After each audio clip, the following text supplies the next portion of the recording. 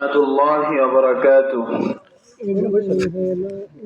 الحمد لوليه والصلاة والسلام على من لا نبي بعده والوزن والرزم والعزم بالجزم لا جلد بلد ولد جز ورز وعزم له ثم نشهد أن لا إله إلا الله وحده لا شريك له لا زد له ولا ند له ولا مثل له ولا مثال له ونشهد أن لا إله إلا الله ونشهد أن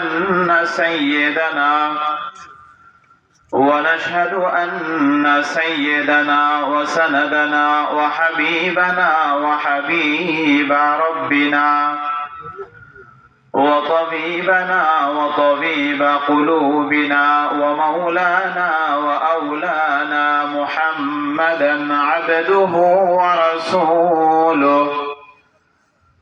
أما بعد فأعوذ بالله من الشيطان الرجيم.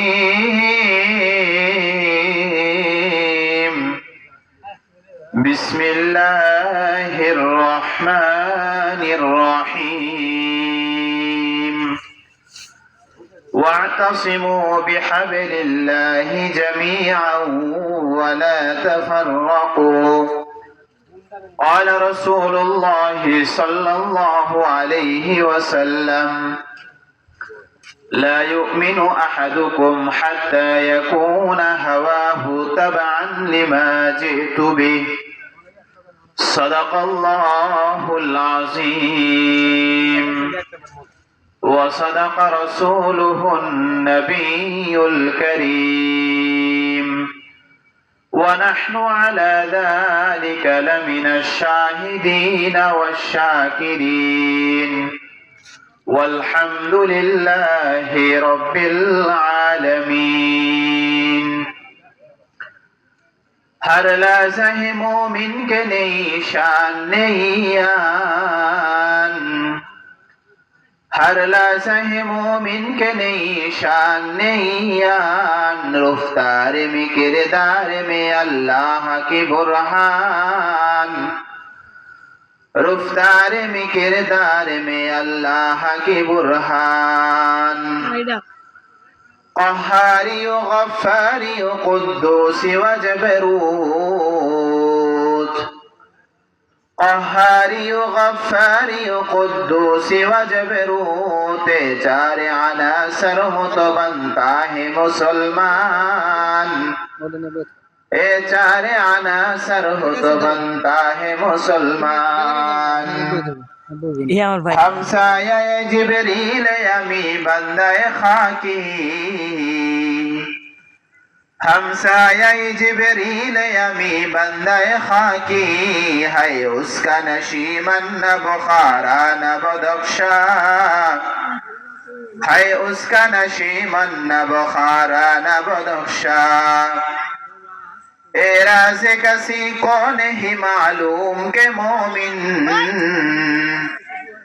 ए राज़ किसी को नहीं मालूम के मोमिन, कारी नजर आता है हकीकत में है कुरान, कारी नजर आता है हकीकत में है कुरान। ला इलाहा इल्लल्लाह, ला इलाहा इल्लल्लाह, ला इलाहा इल्लल्लाह मुहम्मदुर रसूलुल्लाह सल्लल्लाहु अलैहि वसल्लम।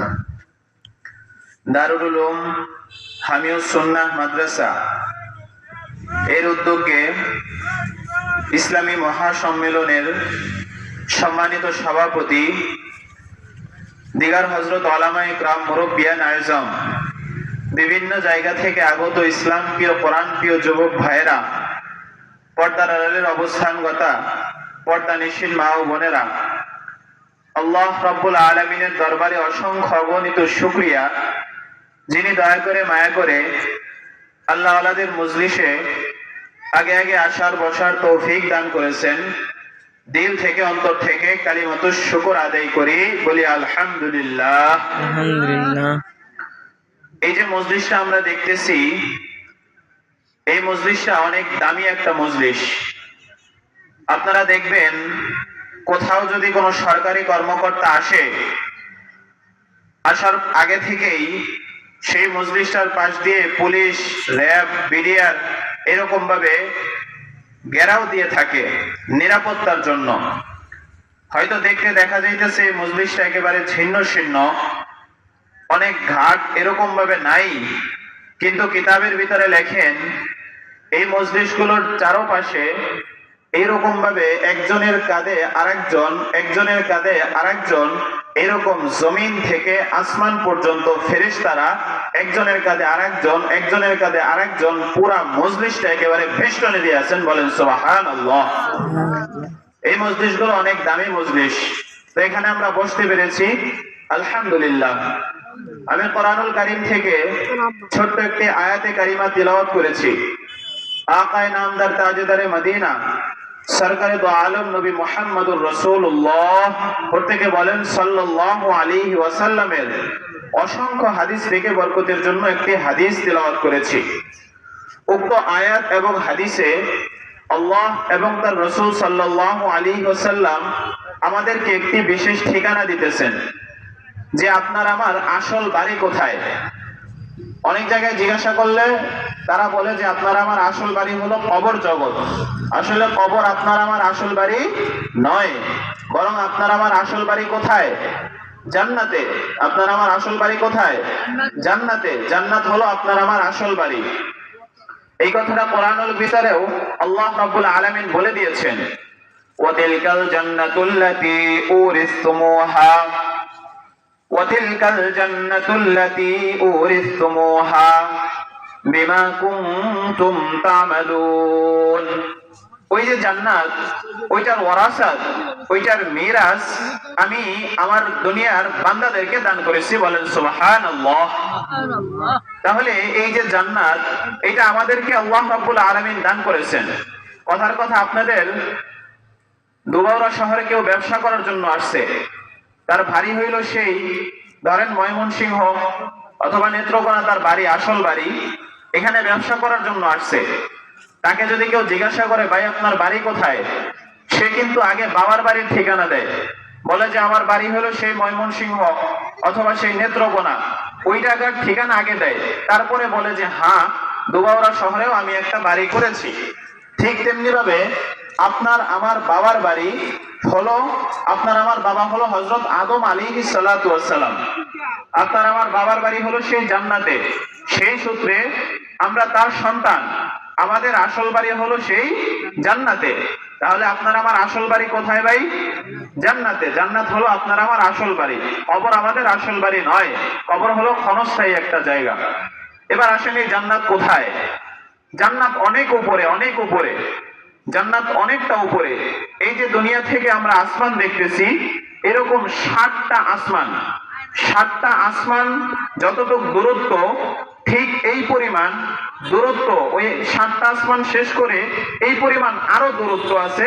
এই দূরত্বের উপরে সিদরাতুল মুনতাহা নামে একটা জায়গা আছে। কোরআনুল কারীমের ভিতরে আল্লাহ রাব্বুল আলামিন বলেছেন, ইনদা সিদরাতিল মুনতাহা ইনদাহা জান্নাতুল মাওয়া। আল্লাহ রাব্বুল আলামিন সিদরাতুল মুনতাহার পাশেই জান্নাতুল মাওয়া বানিয়ে রেখেছেন। বলেন সুবহানাল্লাহ। সুবহানাল্লাহ। তাহলে সিদরাতুল মুনতাহা হইল সেই ৭ আসমানের উপরে। এখান থেকে দুনিয়া থেকে ৭টা আসমান যতটুকু দূরত্ব, ঠিক এই পরিমাণ দূরত্বের উপরে হলো সিদরাতুল মুনতাহা। ওই সিদরাতুল মুনতাহার পাশেই আল্লাহ রাব্বুল আলামিন জান্নাতুল মাওয়া বানিয়ে রেখেছেন, জান্নাত বানায় রাখছেন। তো জান্নাত অনেক দূরে, অনেক দূরে। কতটা দূরত্বে সেটা কেউ বলতে পারবে না। এরকম ভাবে জান্নাত কতটুক দূরে, আসমান কতটুক দূরে, সেটা তো দূরের কথা। এই দুনিয়া থেকে যে আমরা একটা সূর্য দেখতে পাই, এই সূর্যটা দুনিয়া থেকে 13 লক্ষ গুণ বড়, 13 লক্ষ গুণ বড়। কিন্তু কতটা দূরত্বে আছে সেইটা কেউ বলতে পারবে না। এমনকি বৈজ্ঞানিক পর্যন্ত অস্বীকার করেছে যে এরকম ভাবে আসমান বলতে কিছু নাই, জমিন বলতে কিছু নাই, জান্নাত জাহান্নাম বলতে কিছু নাই। আসলে তারা সরল মনা মানুষদেরকে বিভ্রান্ত করতে চায়। আসমান আছে, আল্লাহ রাব্বুল আলামিন কোরআনের ভিতরে বলেছেন হুয়াল্লাযী খালাকা সাবআ সামাওয়াতিন তিবাকা, এরকম ভাবে জাহান্নামের কথা বলেছেন ইন্না জাহান্নামা কানাত মিরসাদা, এরকম ভাবে আরশ, কুরসি, লৌহ কলম, জান্নাত জাহান্নাম সবকিছুর কথা বলেছে। কিন্তু আপনার আমাদেরকে এরকম ভাবে বিভ্রান্ত করতে চায়, সরল মনা মানুষদেরকে এরকম ভাবে জাহান্নামের দিকে নিতে চায়। পরিষ্কার ভাষায় বলে দিতে চাই, এই দিন নাজিল হয়েছেন আমাদের সকলের প্রিয় মুহাম্মদুর রাসূলুল্লাহ সাল্লাল্লাহু আলাইহি ওয়াসাল্লামের উপরে। এই দিন প্রচার প্রসার করেছেন সাহাবায়ে কিরাম, এই দিন লিপিবদ্ধ করেছেন ইমামে আজম আবু হানিফা, এই দিনের ধারক বাহক উলামায়ে কিরাম এবং এই মাদ্রাসার ছাত্রগুলোকে এরকম ভাবে তৌহিদি জনতা যারা আছে তাদেরকে দিয়ে গিয়েছেন। এই দিন নিয়ে কেউ সিনেমিনি খেলবে, জান্নাত জাহান্নামকে অস্বীকার করবে, উলামায়ে কিরাম তৌহিদি জনতা থাকা অবস্থায় তা কোনোদিন মানা যাবে না। কথা বলেন ঠিক কিনা? তাহলে এরকম ভাবে তারা বিভ্রান্ত করতে চায়, সরল মানা মানুষদেরকে বিভ্রান্ত করতে চায়। আসলে জান্নাত জাহান্নাম সবকিছু আছে, অনেক দূরত্বে, অনেক দূরত্বে। উদাহরণ দিলে বুঝবেন তারা আমাদেরকে কিরকম ভাবে ধোঁকা দেয়, কিরকম ভাবে আমাদেরকে ধোঁকা দেয়। আপনাদেরকে এরকম এই মাদ্রাসাগুলোর সাথে সম্পৃক্ত থাকতে হবে, আলেম ওলামাদের সাথে আমাদের সম্পৃক্ত থাকতে হবে, অন্যথায় আমরা বুঝবো না কোনটা ভালো কোনটা খারাপ। কথার কথা, একটা লোক দেয়ালের পাশে বসে আছে, আর একটা লোক ওই পাশ দিয়ে হাইটা যাইতেছে। তো যেই লোকটা দেয়ালের পাশে বসে আছে সেই লোকটাকে বলতেছে, যে লোকটা হাইটা যাইতেছে সেই লোকটা বলতেছে, যে বসা আছে বলতেছে, ভাই এই যে দেয়ালটার পাশে বসে আছেন এই দেয়ালটা তো একেবারে দুর্বল, ছিন্ন ছিন্ন, একটু পরে দেখা যাবে কি এই দেয়ালটা ভাঙা যাবে, আপনার মাথার উপরে পড়বে আর আপনি এরকম ভাবে মারা যাবেন। সে মরার খবর শুনছে, সাথে সাথে এরকম ভাবে সরে গিয়েছে। সরে যাওয়ার পরে কিছুক্ষণ পরে দেখতেছে আসলেই ওই দেয়ালটা ভেঙে গেছে। সে তো মহা খুশি, হায়রে আল্লাহ রাব্বুল আলামিনের শুকর যে এই লোকটা বলার কারণে আমি এরকম ভাবে সরে গেছি, সরে যাওয়ার পরে দেয়ালটা পড়ছে। তো সে যে লোকটা বাইচা গেছে সেই লোকটা ওই লোকের পিছনে পিছনে দৌড়ানো শুরু করছে, বলতেছে, ভাই আপনি কোত্থেকে আসছেন, আপনার বাড়ি কোথায়, আপনার সাথে আমি সবসময় সম্পর্ক রাখতে চাই, জীবনে সারা জীবন আপনার সাথে সম্পর্ক রেখে চলতে চাই। বলতেছে, ভাই আমার সাথে সম্পর্ক রাখা যাবে না, আমি অনেক খারাপ একজন লোক। বলতেছে, না আপনি যদি খারাপ হইতেন তাহলে এত ভালো আমার কেন করলেন, এই যে দেয়ালের পিছন থেকে আমাকে বাঁচাইলেন। পরে বলতেছে যে অনেক জোরাজোরি করার পরে বলতেছে যে আমার নাম হলো শয়তান। আমার নাম কি? শয়তান। তো বলতেছে কোরআন শরীফের ভিতরে স্পষ্ট আছে ইন্না শাইতানা লিল ইনসানি আদুউম মুবিন, শয়তান হলো মানুষের প্রকাশ্য শত্রু। তাহলে আপনি ভালো কেন করলেন? বলতেছে যে ভাই দেখতে দেখা যাইতেছে যে আমি আপনাদের ভালো করেছি, কিন্তু ভিতরে যে কি পরিমাণ খারাপ লুকায়িত আছে আপনি বুঝবেন মৃত্যুর পরে। বলতেছে কিভাবে? বলতেছে যে কি কিভাবে বুঝবেন? কারণ হাদিসের ভিতরে, কিতাবের ভিতরে লেখা আছে যেই লোকটা দেয়ালের নিচে চাপা পড়ে মারা যায় সেই লোকটা মরতে দেরি খোদার জান্নাতে যাইতে দেরি না। বলে সুবহানাল্লাহ। এই যে আপনি দেখতেছেন নিশ্চিত একটা জান্নাত পাওয়া যাইতেছেন, একেবারে নিশ্চিত একটা জান্নাত, কোনো আমল টামল ছাড়াই আপনি পাওয়া যাইতেছেন। এই যে নিশ্চিত একটা জান্নাত থেকে আপনাকে দূরে সরাই দিলাম, আপনি মরলে গিয়ে দূরে গিয়ে মরেন, এই যে নিশ্চিত জান্নাত যে পাইতেন এটা তো আপনি পাবেন না। তাহলে লাভ করলো নাকি ক্ষতি করলো? বলেন, লাভ করলো নাকি ক্ষতি করলো? ক্ষতি করলো। এটা বোঝার আমাদের ক্ষমতা আছে? ক্ষমতা নেই। আজমালা এক বুকজারি এক কার হুয়া, আজমালা এক বুকজারি এক কার হুয়া। কথাগুলো মনোযোগ দিয়ে আপনারা শুনবেন, কোনো দিকে নজর নেই, কোনো দিকে নজর নেই। আলেম ওলামাদের সাথে আমাদের সম্পর্ক রাখতে হবে, এই সমস্ত মাদ্রাসাগুলোর সাথে আমাদের সম্পর্ক রাখতে হবে। বাবা আপনারা একটু খেয়াল করে দেখেন, ওই দেয়ালের পিছনে ওই লোকটা যখন বসে আছে তখন এইরকম ভাবে তাকে বলল আপনি এখান থেকে সরে যান, কিন্তু আপনাদের বোঝার ক্ষমতা হইল না কিতাবের ভিতরে আছে যেই লোকটা দেয়ালের নিচে চাপা পড়ে মারা যাবে সেই লোকটা মরতে দেরি খোদার জান্নাতে যাইতে দেরি না। এর জন্য বাবা আলেম ওলামা আমাদের জন্য রহমত, এই মাদ্রাসাগুলো আমাদের জন্য রহমত। আল্লাহ আল্লামা আনোয়ার শাহ কাশ্মীরি রহমাতুল্লাহি আলাইহি ওনার এক তকরীরের ভিতরে লেখেন, একজন বড় আল্লাহওয়ালা রাস্তা দিয়ে হাইটা যাইতেছেন, পথিমধ্যে দেখতেছেন একটা কবরস্থান। ওই কবরস্থানের ভিতরে দাঁড়াইয়া দাঁড়াইয়া হুজুর মুরাকাবা শুরু করলেন। মুরাকাবা করে দেখতেছেন ওই কবরের ভিতরে শুধু আযাব আর গজব চলতেছে। হুজুর ওখানে দাঁড়াইয়া দাঁড়াইয়া মুরাকাবা করলেন, দোয়া করলেন, হায় আল্লাহ এই কবরের সকলকে আপনি মাফ করে দেন, হায় আল্লাহ এই কবরের সকলকে আপনি ক্ষমা করে দেন। হুজুর দোয়া করে ওখান থেকে চলে গেলেন। কিছুদিন পরে হুজুর আবার আসলেন। আসার পরে দেখতেছেন প্রত্যেকটা কবরের ভিতরে আযাব আর গজব চলতেছে। হুজুর আবার দোয়া করলেন, ওখান থেকে চলে গেলেন। একে একে তিনবার হুজুর আসা যাওয়া করলেন। চতুর্থবার যখন আসলেন, আসার পরে দেখতেছেন প্রত্যেকটা কবরের মাইয়্যিত একেবারে শান্তি এবং সুখের ভিতরে আছে। প্রত্যেকটা কবরের মাইয়্যিত একেবারে জান্নাতের পোশাক পরিধান করে আছে। হুজুর এলাকার লোকদেরকে ডাক দিয়া বলতেছেন, আপনারা কি এমন আমল করেছেন? তিনবার আমি আসা যাওয়া করলাম, প্রত্যেকবার দেখলাম এই কবরের ভিতরে আযাব আর গজব চলতেছে। চতুর্থবার আইসা দেখতেছি কোনো আযাব আর গজব এইখানে নাই, সমস্ত মাইয়্যিত একেবারে খুশি, জান্নাতের পোশাক পরিধান করে আছে। এলাকার লোক ডাক দিয়া বলতেছেন যে হুজুর ওই রকম কোনো আমল আমরা করি নাই, আমাদের সামান্য একটু আমল আছে।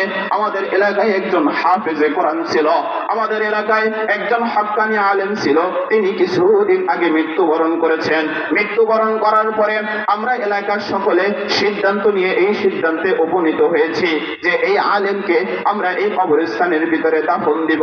এতটুকু শুধু আমাদের আমল। হুজুর ডাক দিয়ে বলতেছেন, আপনারা সুসংবাদ গ্রহণ করেন, সুসংবাদ গ্রহণ করেন। আল্লাহ রাব্বুল আলামিন ওই আলেমের উসিলা করে, আল্লাহ রাব্বুল আলামিন ওই হাফেজে কোরআনের উসিলা করে এই কবরের ভিতরে যত মাইয়্যিত ছিল সকল মাইয়্যিতকে আল্লাহ রাব্বুল আলামিন ক্ষমা করে দিয়েছেন। বলেন সুবহানাল্লাহ। তাহলে এই যে আলেম ওলামা, এই যে মাদ্রাসাগুলো আমাদের জন্য রহমত, আমাদের জন্য বারাকাত। এর জন্য যে আয়াতে কারিমা তিলাওয়াত করেছি যে এই মাদ্রাসাগুলোর সাথে আলেম ওলামার সাথে সম্পৃক্ত থাকতে হবে। তো সম্পৃক্ত কিভাবে থাকবো? কোরআন নামক যে রশি আছে, এই কোরআনকে আমরা মজবুত ভাবে ধরবো। এই যে কোরআন আছে, কোরআন এটা একটা রশির মতো। কোরআনকে আমরা মজবুত ভাবে ধরবো, 5টা আঙ্গুল দিয়ে ধরতে হবে। 1 নম্বর হলো আল আকায়েদ, 2 নম্বর হলো আল ইবাদত, 3 নম্বর হলো মুআমালাত, 4 নম্বর হলো মুআশারাত, 5 নম্বর হলো আখলাক। এই 5টা আঙ্গুল দিয়ে আমরা এরকম ভাবে ধরবো। ধরার পরে এরকম ভাবে যদি মজবুত ভাবে ধরতে পারি, আল্লাহ রাব্বুল আলামিন উপর থেকে টান দিবেন, আমরা খোদার জান্নাতে চলে যাব। তো যেই কথাগুলো বললাম, আল্লাহ রাব্বুল আলামিন আমাকে এবং আপনাদের সকলকে আমল করার তৌফিক দান করুক। আমিন। ওয়া আখিরু দাওয়ানা আলহামদুলিল্লাহি রাব্বিল আলামিন। আলহামদুলিল্লাহ, অনেক সুন্দর কথা বলতেছিলেন। আমাদের সময়ের স্বল্পতার দরুন হযরতকে সময় দিতে পারলাম না। এখন আমি আমাদের